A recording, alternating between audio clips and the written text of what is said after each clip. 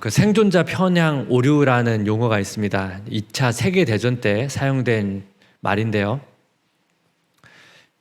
그 미군 전투기가 이제 격추가 되다 보니까 이 격추된 수를 좀 줄이기 위해서 돌아온 전투기를 이제 분석을 한 겁니다. 분석을 하다 보니까 이 날개랑 꼬리 쪽에 손상이 많이 됐다는 것이에요. 그래서 이제 날개와 꼬리를 이제 손상하지 않도록 더 강하게 이제 보강해야 된다, 이런 이제 결론이 나왔는데, 결론적으로 말하면 이 분석 자체가 이제 잘못됐다는 것입니다.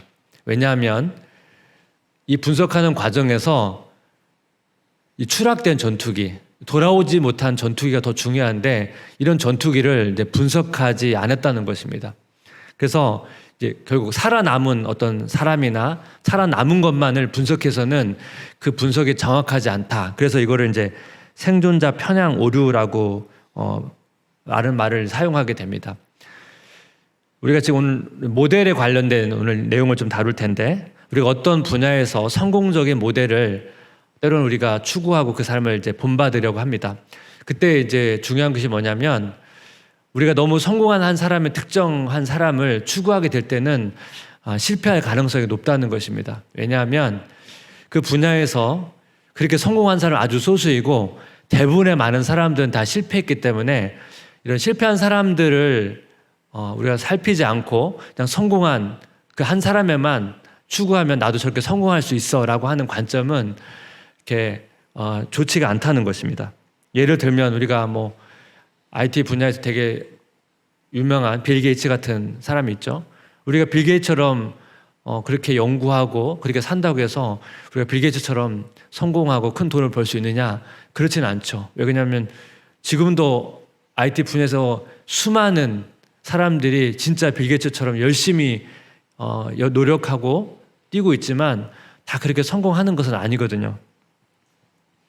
그래서 그런 부분에서 우리가 이 살아남은 사람들, 성공한 사람들만 너무 포커스를 맞춰서 그 사람들을 추구하는 것은 많은 부분을 놓치기 쉽다는 것입니다. 이거 뭐 신앙의 영역에도 마찬가지거든요. 우리가 신앙에서도 나름대로 본받는 사람들 찾지 않습니까? 뭐 성경 인물일 수도 있고 아니면 뭐 내 주변에 있는 어떤 분을 우리가 본받을 수가 있죠.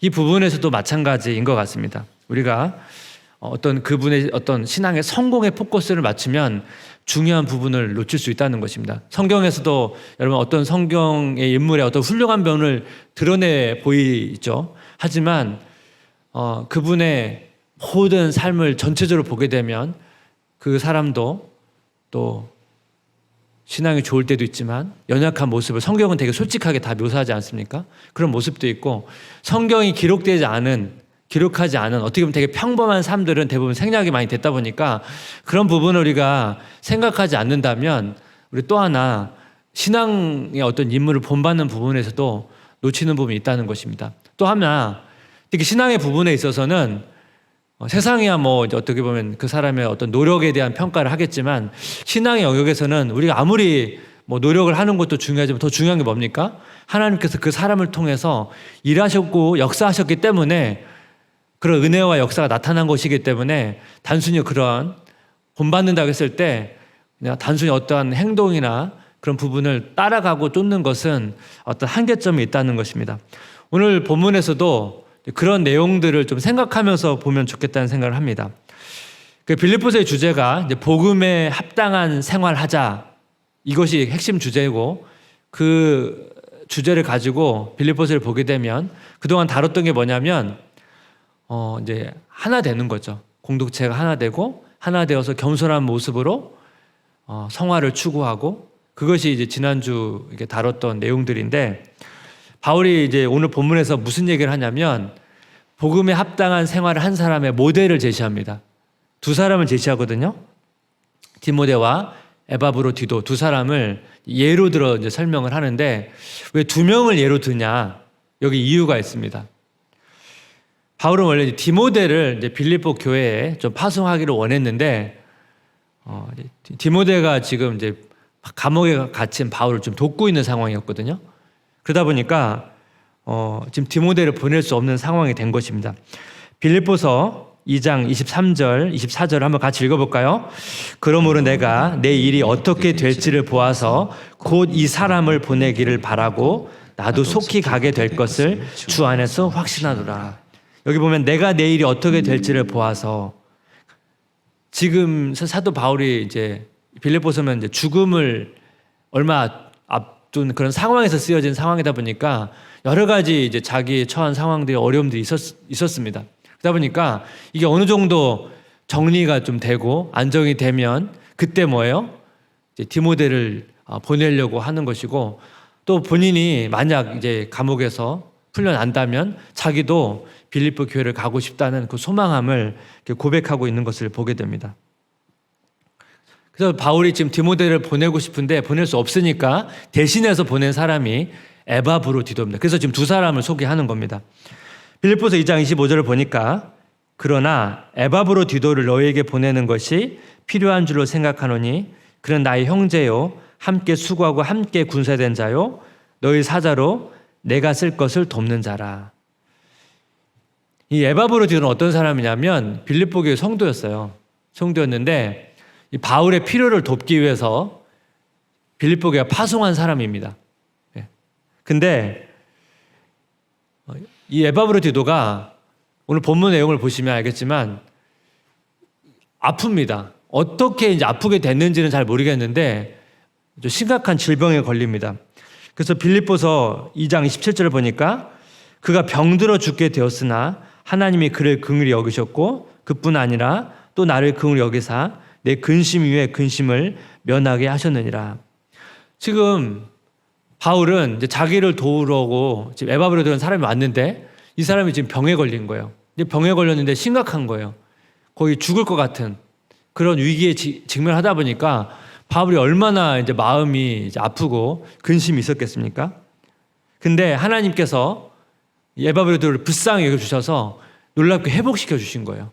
회복되니까 바울이 이 회복된 에바브로디도를 이제 빌립보 교회에 다시 이제 보내려고 하는 내용이 오늘 본문의 배경입니다.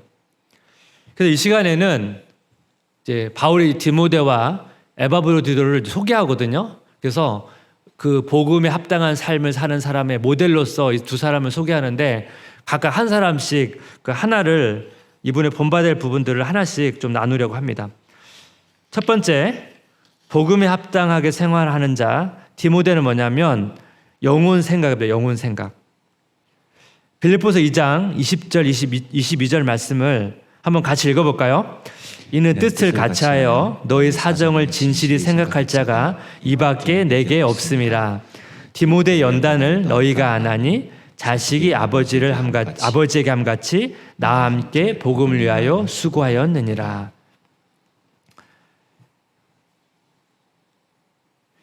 (20절은요) 디모데와 빌립보 성도와의 관계를 보여주고 22절은 디모데와 바울과의 관계를 보여주는데 먼저 디모데와 빌립보 성도와의 관계를 보겠습니다.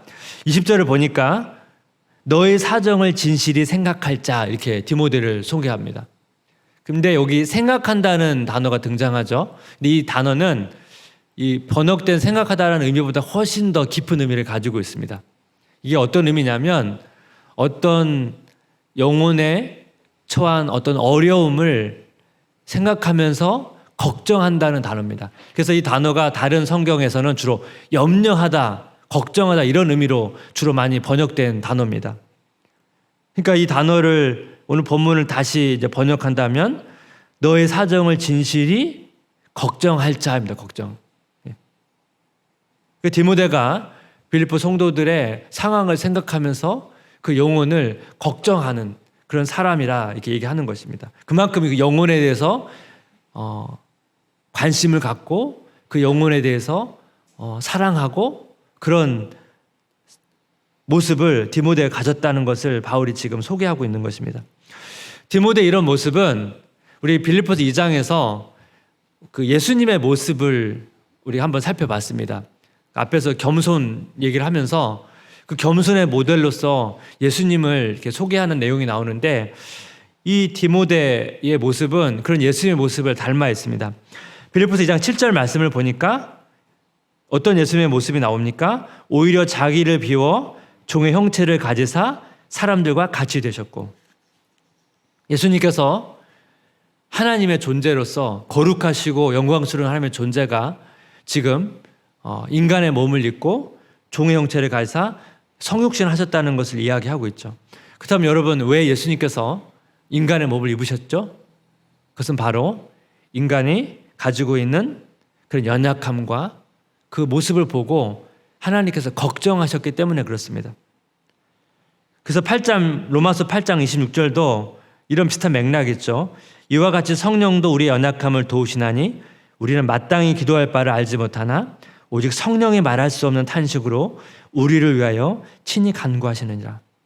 성령님께서 우리의 연약함을 아세요. 우리 연약함에 대해서 걱정하세요. 근데 걱정하시면서 어떻게 합니까? 우리 연약함을 위해서 보시면 간구한다고 말합니다. 우리를 위해서 중보하고 있습니다.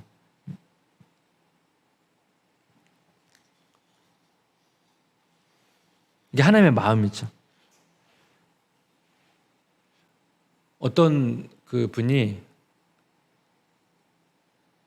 이런 오늘 본문의 이런 내용을 보고 이 땅에 인간이 이렇게 많은데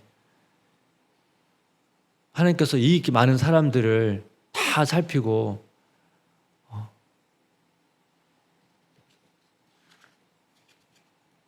그래서 얼마나 힘드실까 그러면서 하나님 저는 신경 쓰지 않으셔도 됩니다. 그렇게 생각하시는 분이 있는데 이런 분이 하나님께서 가장 걱정하시는 분이세요. 하나님은 전지전능하시고 편지하시기 때문에 하나님은 동시에 수억 명을 상담하실 수 있는 분이거든요. 하나님 우리의 머리털을 다 아시고 우리의 생각을 아시고 우리의 마음을 다 아시죠. 그러니까 우리를 향해서 다 각자 우리 연약함을 향해서 성령님께서 안타까운 마음으로 우리 연약함을 놓고 기도하고 있다는 것입니다. 하나님 우리를 향한 이러한 사랑과 관심을 우리가 알아야 되는 거죠. 그럴 때 우리도 누군가를 향하여 관심을 갖게 되는 것입니다. 다음으로 보면 디모데와 바울과의 관계도 있거든요. 빌립보서 2장 22절 말씀을 보니까 다시 한번 보니까 디모데 연단을 너희가 하나니 자식이 아버지에게 함같이 나와 함께 복음을 위하여 수고하였느니라. 여기 디모데 연단을 너희가 안다 이런 표현 나오죠. 이 연단이라는 단어가 쉽게 말하면 어떤 사물이나 사람의 가치를 입증한다는 의미거든요. 그러니까 이 말이 무슨 말이냐면 바울은 디모데는 이미 검증된 사람이라는 거예요. 디모데가 검증된 사람이라는 걸 너희가 다 알지 않냐? 그러면서 뭡니까? 디모데가 바울을 아버지를 대함같이 바울의 사역에 함께 수고하였다는 것을 보여주는 거죠. 너희들이 보지 않았느냐 하는 것이죠. 그래서 디모데가 지금 바울 옆에서 지금도 돕고 있고, 사실은 바울이 이제 순교하기까지 바울 옆에서 도왔습니다. 그래서 빌립보서 1장 1절을 보게 되면 이 편지를 보내는 사람이 있어서 바울과 디모데를 함께 이제 공동 이제 보내는 사람으로 바울이 소개를 하고 있거든요. 디모데를 보니까 어떻게 됐죠? 성도를 향해서도 사랑과 관심을 가지고 있고, 어떻게 보면 자기 스승인 바울을 향해서도 진실로 바울을 걱정하고 또 옆에서 돕고 있는 그런 모습을 보게 됩니다. 디모데가 그만큼 영혼에 대한 사랑과 관심을 많이 가진 자라는 것을 우리가 알 수 있다는 것이죠. 이것이 예수님의 모습이라는 것입니다. 최근에 인기 있는 드라마가 있다고 하더라고요. 요즘에 이렇게 변호사 관련된 드라마가 인기를 있는데 1,000원짜리 변호사라는 드라마가 인기가 있다고 했는데 이 내용이 뭔가를 살펴보니까 어떤 유명한 탁월한 변호사가 이제 변호 비용이 비싸니까 1,000원만 주면 이제 그 소송들을 맡아서 해결해 준다는 그런 내용인 것 같습니다. 그러니까 요즘에 이런 드라마, 특히 어떤 어려운 사람들 향해서 관심을 갖고 사랑을 베푸는 이런 휴먼 드라마가 요즘에 이제 인기를 좀 많이 끄는 것 같은데, 이런 드라마들이 되게 따뜻하고 그러다 보니까 사람들한테 이게 굉장히 어필이 되는 것 같습니다.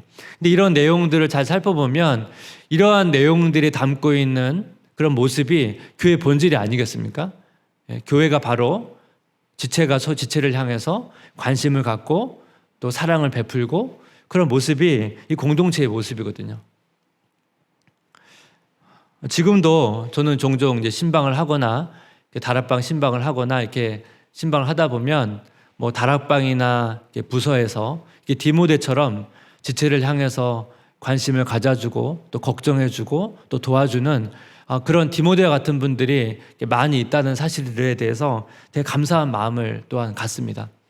또한 부족한 저를 향해서 이렇게 걱정하시면서 이렇게 기도해 주시고 중보해 주시는 또 많은 성도님들이 있기 때문에 또 그것에 대한 진짜 감사한 마음을 가지고 있습니다. 제가 뭐 이 자리까지 이렇게 오게 된 것도 그런 성도님들이 디모데와 같은 마음으로 저를 향해서 또 관심 가져주시고 기도해 주셨기 때문에 제가 지금 이 자리까지 저는 왔다고 생각을 하거든요. 오늘 말씀을 통해서 디모데가 가지고 있는 영혼에 대한 그 관심과 사랑이 또 우리의 삶 가운데 더 풍성해지기를 주님의 이름으로 기도하고 축복합니다.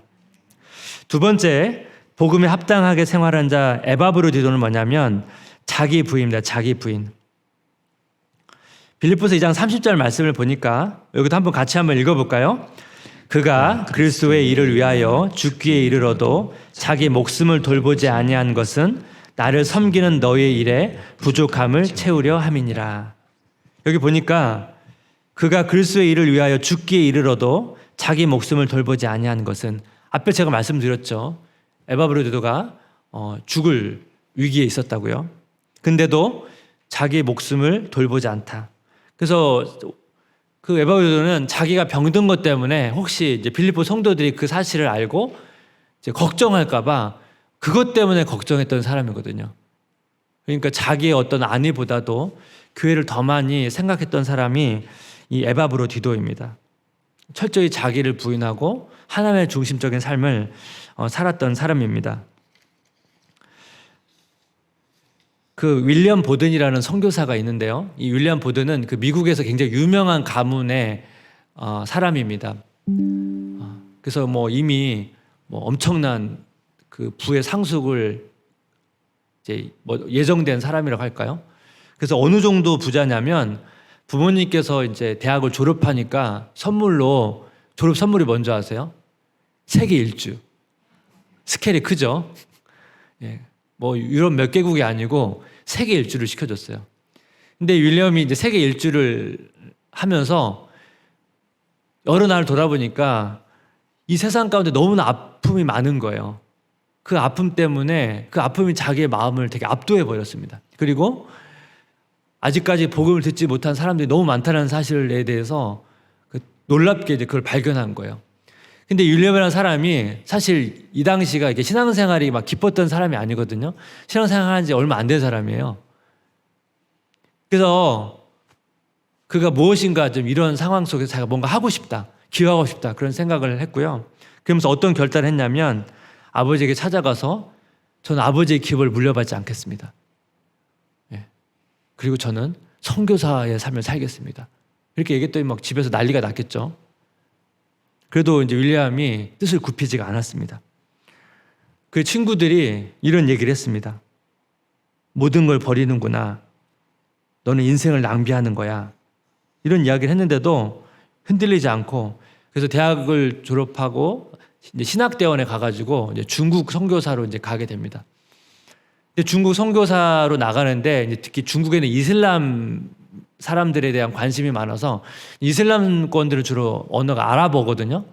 그래서 이제 아랍어를 습득하려고 이집트에 잠시 머물게 되는데 이집트에 도착한 지 한 달 만에 그 척추 수막염에 걸려서 죽게 됩니다. 그 나이가 25살 때였습니다. 그러니까 워낙 그 집안이 유명한 가문이니까 이제 그가 죽었을 때 뭐 신문이나 방송, 언론에 헤드라인을 장식했습니다. 그 가족이나 그 친구들이 아까 했던 말 똑같이 언론들도 인생을 낭비했다는 그 기사가 헤드라인을 장식하게 됩니다. 근데 여러분 윌리엄이 그 죽었을 때 그 주변에 이제 있었던 사람들이 이제 여러 가지 그 상황들을 전해준 거죠. 그가 이제 마지막 네가 하고 싶은 얘기가 뭐냐고 물어보니까 그가 마지막에 성경을 꺼내서 맨 마지막 보면 성경 맨 뒤에 이렇게 빈 페이지가 있잖아요. 거기에다가 이렇게 썼다고 합니다. 후회 없네. 예. 어떻게 보면 사실 중국에 들어가서 선교 시작도 하기 전에 뜻을 펼쳐보기도 전에 사실 어떻게 보면 이 땅의 삶을 마무리했는데도 자기는 후회함이 없다. 그리고 그의 비문에 이렇게 기록되어 있다고 합니다. 그리스도를 믿는 믿음을 떠나서는 이런 인생에 대한 설명이 불가능하다. 그리스도를 믿는 믿음을 떠나서는 이런 인생에 대한 설명이 불가능하다. 사실 엄청난 부를 상속받은 그런 사로서 그 모든 것을 다 이제 포기하고 선교사를 삶을 살러 갔는데 선교지 가가지고 뭐 엄청난 뭔가 결과를 맺은 것도 아니고 가기 전에 언어를 배우러 갔다가 질병 때문에 어떻게 보면 자기의 삶이 끝나는데도 자기가 지금까지 했던 그 삶에 대해서 후회함이 없다고 고백하는 것, 이게 왜 가능합니까? 에바브리도가 얘기했던 철저히 자기 자신의 어떤 안위보다도 어떤 교회와 영혼을 생각했던 그런 삶 때문에 가능한 것이 아닙니까? 그래서 하나님을 깊이 만났던 사람들의 공통적인 특징이 뭐냐면 주님을 위해서 자기를 허비하는 것에 대해서 그걸 낭비로 생각하지 않았다는 것입니다. 우리가 이제 보통 이제 잘 그나마 유명한 잘 알려져 있는 에콰도르 원주민 선교를 갔다가 사실 그분도 마찬가지죠. 선교 초반에 그 원주민한테 어떻게 보면 순교를 당했죠. 그래서 사실 총을 들고 있었거든요. 살 수 있었는데 총을 쏘지 않고 순교를 당했던 짐 엘리엇 선교사도 비슷한 이야기를 했습니다. 영원한 것을 얻기 위해 영원하지 않은 것을 버리는 자는 바보가 아니다. 영원한 것을 얻기 위해 영원하지 않은 것을 버리는 자는 바보가 아니다. 이후에 일화가 있죠. 그 짐 엘리엇의 아내가 몇 년 지나서 다시 그 부족을 선교를 갑니다. 그래서 이제 그 원주민 추장이 우리를 위해서 이렇게 수고를 하냐고 물어보니까 저는 당신이 5년 전에 저희 남편을 죽였는데 그 아내에 대한 사람이다. 그러면서 내가 여기에 온 것은 하나님의 사랑 때문이다라고 하는 고백을 했습니다. 이 과정에서 이제 그때 이제 수많은 그 부족에 있는 사람들이 예수님을 믿게 되죠. 이렇게 지금 제가 소개했던 뭐 선교사님이나 에바브로디도 이런 삶들을 보게 되면 주님을 향해서 이렇게 자기를 희생하고 허비하는 삶은 바로 이제 예수님의 모습을 보여주는 거죠. 제가 아까 말씀드렸죠. 이게 다 예수님과 연결된다고. 빌립보서 2장 8절 말씀을 보니까 사람의 모양으로 나타나사 자기를 낮추시고 죽기까지 복종하셨으니 곧 십자가에 죽으심이라. 예수님께서 우리를 위해서 자기 생명을 버리시고 우리를 위해서 허비하셨던 이 삶이 동일하게 에바브로디도나 선교의 삶 가운데 나타났다는 것을 우리는 보게 되는 것입니다. 정리를 해보겠습니다. 예수님의 삶은 우리를 향해서 관심을 가지시고 사랑하시고 또 우리를 위해서 중보하시는 분이시고 또 한편 예수님께서 우리의 구원을 위해서 자기 생명을 버리신 것처럼 지금도 예수님은 우리를 위해서 자기 생명을 버리셨기 때문에 우리를 위해서 기도하시고 중보하시고 하시는 분이라는 것을 우리가 알 수가 있습니다. 이런 예수님의 모습을 본받아서 그러니까 디모데는 어떻게 해요? 영혼을 향하여 관심을 갖고 걱정하며 그를 살피는 삶을 살았고 에바브로디도는 예수님을 위해서 자기 생명을 돌보지 않을 정도로 수고를 했다는 것입니다. 제가 앞에서 말씀드린 것처럼 이 두 분의 삶 자체는 너무나 희생적이고 어떻게 이렇게 살 수 있지라고 할 수 있지만 제가 앞에서 강조했던 것처럼 우리는 이분의 어떤 성공적인 삶? 이런 거에 포커스를 맞추는 것이 아니고 이들을 위해서 이 두 사람 안에서 일하시고 역사하시는 그 하나님의 열심을 보아야 된다는 것입니다. 그리고 하나님은 이런 사람들을 통해서 또 일하시고 있다는 것을 우리가 생각하면서 우리는 오늘도 이 두 분의 삶을 본받아야 되지만 이분을 통해서 일하시는 그 하나님과 사랑을 더 깊이 묵상하면서 오늘 같이 함께 그렇게 기도했으면 좋겠고, 더 우리 마음 가운데 우리를 통해서 일하실 그 하나님의 열심을 소망하는 삶이 되시기를 주님의 이름으로 기도하고 축복합니다.